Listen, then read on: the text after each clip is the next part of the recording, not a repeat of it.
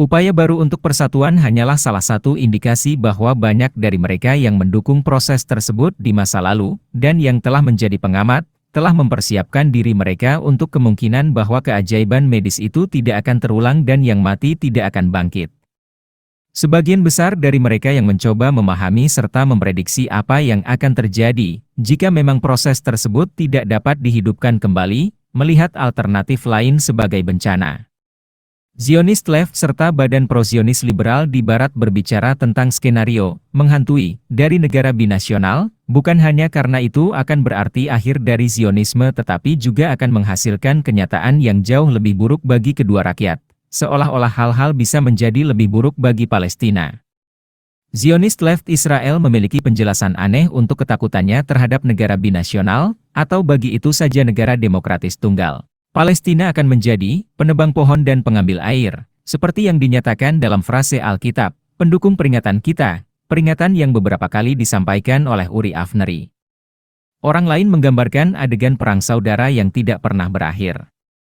Di antara Palestina dukungan untuk solusi dua negara datang dari sudut pandang yang berbeda. Ini dianggap sebagai penyelesaian satu-satunya yang memiliki dukungan global, bahkan di dalam Israel, dan oleh karena itu seharusnya tetap dipertahankan.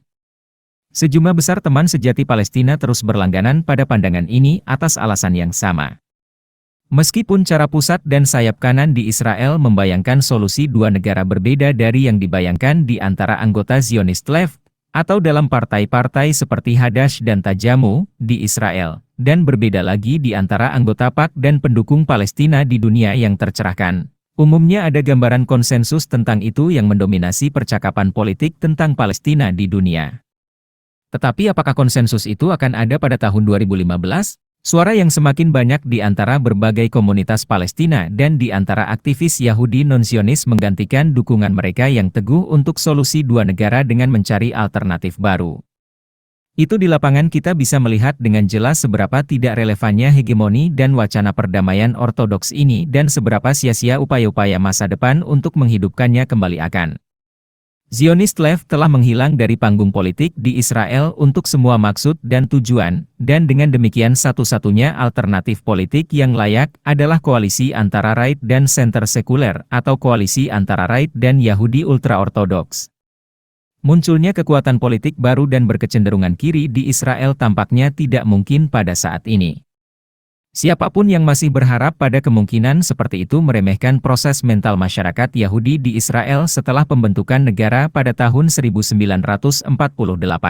Itu ditempatkan di bawah steamroller yang mengajarkan kembali yang meremas bersama fobia Yahudi lama tentang orang gentile yang tidak ramah di Eropa dengan kecemasan kolonial khas tentang penduduk asli ke dalam versi rasisme lokal yang menakutkan.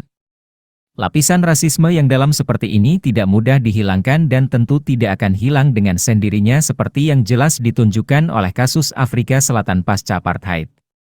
Proyek kontra pendidikan dalam jangka panjang, perlawanan aktif, dan tekanan besar dari luar dapat mengubah masyarakat seperti di Israel.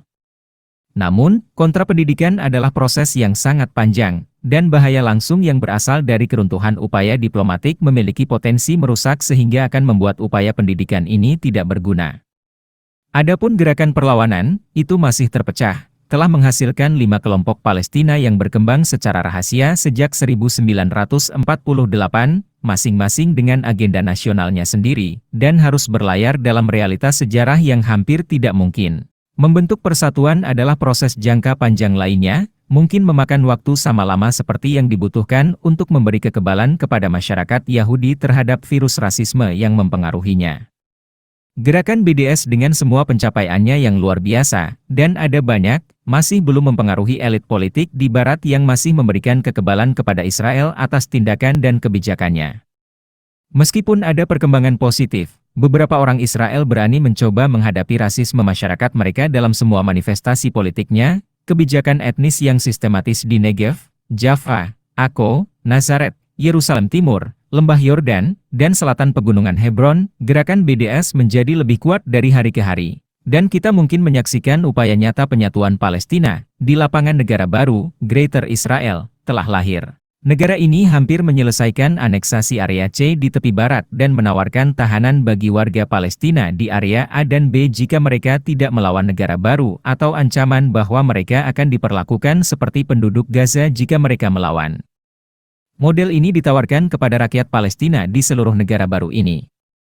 Di dalam kandang, tidak ada ruang untuk ekspansi spasial, tidak ada sumber daya untuk pengembangan dan kemajuan, dan larangan mutlak untuk melawan visi baru negara Israel yang lebih besar ini.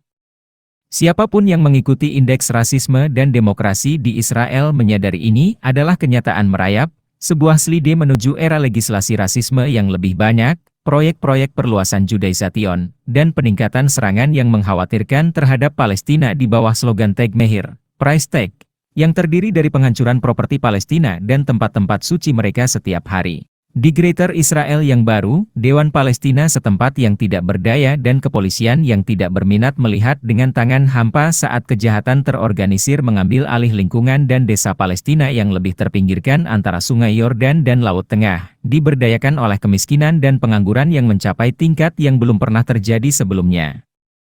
Ini adalah kenyataan sulit yang bisa dan seharusnya ditantang, tetapi dibiarkan utuh sebagian karena energi yang terbuang sia-sia dalam proses perdamaian yang tidak berhasil, serta dalam pertarungan kekuasaan di antara korban-korbannya atas fiefdoms yang tidak penting. Hari ini, dalam 3 area, percakapan baru harus dimulai yang mengatasi, bukan mengabaikan, kenyataan.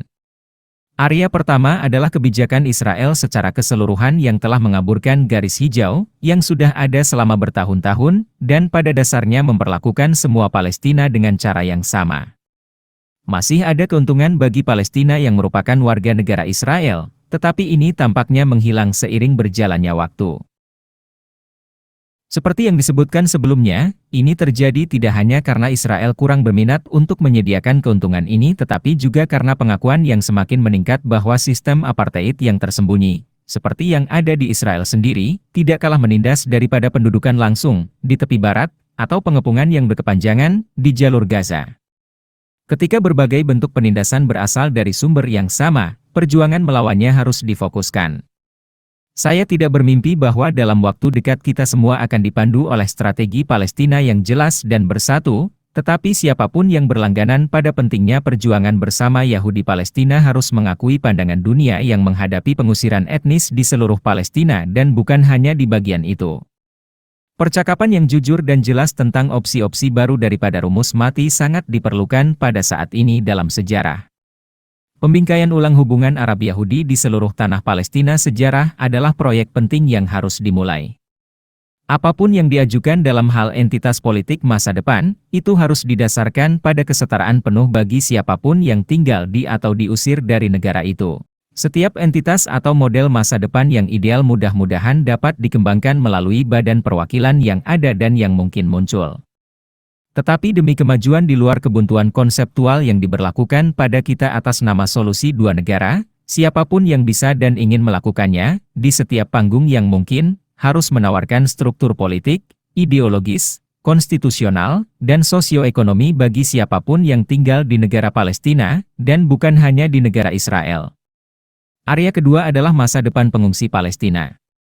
Selama pertanyaan ini dibahas dalam kerangka ortodoksi perdamaian lama dan wacana solusi 2 negara, itu tetap di pinggiran dan solusinya dianggap mungkin hanya sebagai kembalinya pengungsi ke negara Palestina di masa depan. Percakapan yang benar-benar berbeda tentang masalah pengungsi berfokus pada 2 subjek. Pertama, analisis penolakan Israel untuk mengizinkan kembalinya pengungsi sebagai manifestasi lain dari seberapa rasisme negara ini telah menjadi. Kedua, perlunya mempertimbangkan nasib para pengungsi dalam cahaya masalah pengungsi baru di Suriah, yang melibatkan jumlah besar pengungsi Palestina. Dalam kerangka upaya diplomatik yang didasarkan pada solusi 2 negara, penolakan Israel yang tegas terhadap setiap kembalinya diberi legitimasi, begitu pula argumen Israel bahwa kembalinya tidak akan memungkinkan Israel mempertahankan mayoritas Yahudi di negara itu. Legitimasi internasional ini secara tidak langsung memberi lisensi kepada Israel untuk menggunakan segala cara yang dianggapnya perlu untuk mempertahankan mayoritas Yahudi yang signifikan di negara itu. Dalam hal ini, tidak ada perbedaan antara posisi Israel yang menolak hak pengungsi untuk kembali dan proyek-proyek etnis cleansing Israel lainnya, baik itu mengusulkan untuk menggabungkan Wadi Ara ke tepi barat, mencabut akar pohon Beduin di Nakab, atau membongkar pendudukan Yerusalem Timur dan Lembah Yordan. Perdamaian tidak bisa menjadi agenda negara yang menjalankan kebijakan-kebijakan seperti itu terhadap warganya sendiri. Sebuah subjek yang terkait dengan pertanyaan pengungsi adalah nasib segera pengungsi Palestina di Suriah, Lebanon, Irak, Turki, dan Yordania yang melarikan diri dari perang saudara di Suriah. Israel membanggakan kemanusiaannya dengan memberitahu dunia bahwa ia menerima puluhan pejuang Suriah yang terluka ke rumah sakitnya. Tetapi 4 tetangga Suriah, yang memiliki hubungan yang tidak kalah rumit dengan Suriah, menyerap ratusan ribu pengungsi. Meskipun Israel tidak menunjukkan minat kemanusiaan apapun terhadap para pengungsi ini, banyak di antara mereka yang merupakan warga Palestina. Siapapun yang bagian dari kamp perdamaian di dalam dan di luar Palestina harus menyoroti keterkaitan antara tragedi Suriah dan isu Palestina. Perlunya menawarkan pengungsi Palestina lama baru kembali ke tanah air asli mereka harus didukung sebagai gestur kemanusiaan dan sebagai tindakan politik yang dapat berkontribusi pada akhir konflik di Israel dan Palestina. Hak kembali secara umum seharusnya ditempatkan di pusat sebagian besar aktivitas di dalam Israel, dan ada tanda-tanda awal yang menggembirakan bahwa agenda lokal aktivis di sana bergerak ke arah ini. Nakba terjadi di mana Israel berada saat ini, bukan di tepi barat atau jalur Gaza. Setiap percakapan tentang rekonsiliasi dengan kedua komunitas harus mengambil fakta ini sebagai titik awal. Langkah awal mungkin mengakui setidaknya hak pengungsi Palestina internal, sekitar 250.000 hari ini menurut perkiraan konservatif, untuk kembali ke rumah mereka atau di dekatnya. Hak pengungsi internal untuk kembali adalah masalah di mana konsensus terluas dapat dibangun di dalam Israel dalam perjuangan melawan etnis cleansing yang terus berlanjut. Pengungsian internal menyajikan kesaksian dari masa lalu tentang apa, dan melawan apa, perjuangan ini semua tentang. Para pengungsi sudah menjadi bagian dari keseimbangan demografis. Bagaimana orang-orang ini akan kembali dan bagaimana pengungsi lainnya akan kembali adalah pertanyaan yang harus berada di pusat dan bukan di pinggiran perdebatan publik tentang Palestina pada abad ini. Area ketiga dan terakhir adalah ketiadaan wacana sosialis dari percakapan tentang Palestina. Ketiadaan ini adalah salah satu alasan utama kamp perdamaian yang disebut kamp perdamaian di Israel, dan hal yang sama berlaku untuk para pengacara di J Street di Amerika Serikat, tidak memiliki masalah dengan neoliberalisme. Pandangan dunia ini tidak menentang penarikan Israel dari wilayah yang diduduki tetapi tidak memiliki posisi terhadap penindasan ekonomi dan sosial yang keras yang tidak membedakan antara penduduk tepi barat dan warga negara Israel. Memang benar bahwa, sayangnya, beberapa kelas terpinggirkan Yahudi di Israel, khususnya Yahudi Arab, yang melihat diri mereka sebagai Yahudi pertama, berlangganan pada pandangan rasisme ekstrim. Tetapi penderitaan mereka adalah alasan lain yang baik untuk tidak menyerah pada pandangan dunia yang menantang rezim ekonomi, bukan hanya politik, antara Sungai Yordan dan laut. Ketidakhadiran sudut pandang ini juga melemahkan kemampuan kita untuk memahami perjanjian Oslo, pembentukan PAK, proyek-proyek seperti People to People, dan pemeliharaan pendudukan oleh uang UE dan USAID sebagai proyek-proyek neoliberal. Elit ekonomi mendukung proses perdamaian, karena dianggap akan mengarah pada keberuntungan ekonomi. Pentingnya untuk bersikeras pada pandangan dunia sosialis dapat dilihat dari contoh Afrika Selatan pasca apartheid, yang terbukti sangat mengecewakan karena menjaga struktur ekonomi yang masih diskriminatif terhadap komunitas Afrika di sana. Mereka yang mewakili secara institusional, kolektif, atau individu pandangan dunia ini memiliki tanggung jawab untuk memastikan bahwa percakapan tentang itu tidak akan berhenti di garis hijau tetapi akan berhubungan dengan Palestina sebagai satu kesatuan, dan siapa tahu, itu mungkin memulai percakapan serius tentang masa depan Timur Tengah secara menyeluruh. Menuju 2020, kemungkinan besar kita semua akan menghadapi Israel yang rasialis, ultrakapitalis, dan lebih luas yang masih sibuk membersihkan etnis Palestina.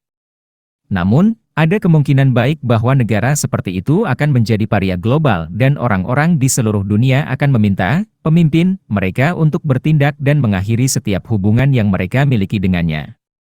Apa yang seharusnya mereka tidak dengar adalah slogan-slogan masa lalu yang tidak lagi relevan dalam perjuangan untuk Palestina yang lebih adil dan demokratis.